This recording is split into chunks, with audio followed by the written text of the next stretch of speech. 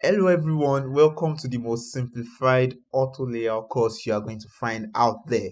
In the series of short videos, we are going to be explaining, practicalizing, and breaking down everything about auto layout, including the word auto layout itself. So that said, let's start by breaking down the word auto layout. So we have auto layout. So let's break that down and maybe separate the auto from the layout. Now we have layout.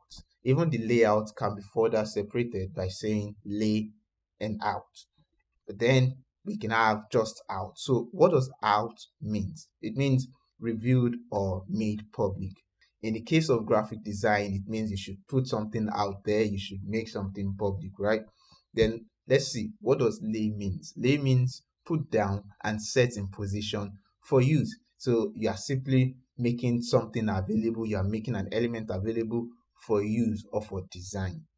Now let's put that together, and if you put that together in design, it means the way in which text or pictures are set out on a page. So when you say the layout is uncluttered and the illustration is helpful, you're talking about the ways in which text or pictures are set out on a page. So how does layout work? If you are new to design or you're new to Figma, basically when we have a rectangle, another rectangle, and then a star grouped together. Now, if you want to rearrange this, let's say for example, you want to put the star in between the two rectangles. If you are new to Figma, all you have to do is click on it on group, and then now you can now move the square to this side and then move the star in between and then move the square back. Now you can select everything and group back. But if you're probably a pro in Figma and then you want to move the star in between the two squares, all you have to do is select the star by double clicking. While holding down your shift key, you select the rectangle, and then now you can see this pink circle in between the rectangle and the star. You click that down and then you drag to the side. So you have your star in between the two rectangles. Now this is layout. This is simple layout and it's really nice. But what separates auto layout from this simple layout? Now with auto layout, things are way easier. If I want to put the star in between the rectangle, it's just going to be one or two clicks.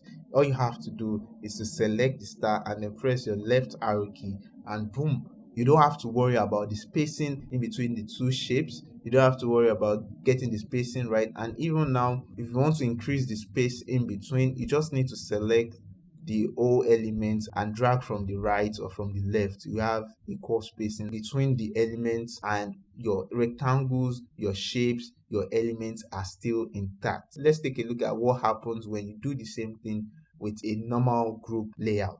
Here is the layout that we did with our auto layout.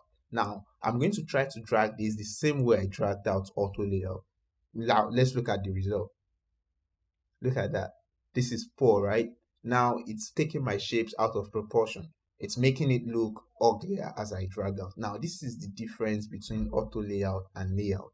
It keeps things normal regardless of the changes that you might make. With auto layout, you can just simply drag and close the spacing in between your elements, and you can move any item anyhow, anywhere, just as easy as that. Now, there are a lot of things to learn about auto layout, not just this. In the coming videos, you are going to see everything about auto layout. You are going to learn how to put elements together using auto layout. You will learn the vertical alignment, the horizontal alignment. You will learn what fixed, arced, and fill containers are. You will learn absolutely everything about auto layout. It will be explained and it will be practicalized. See you in the next video.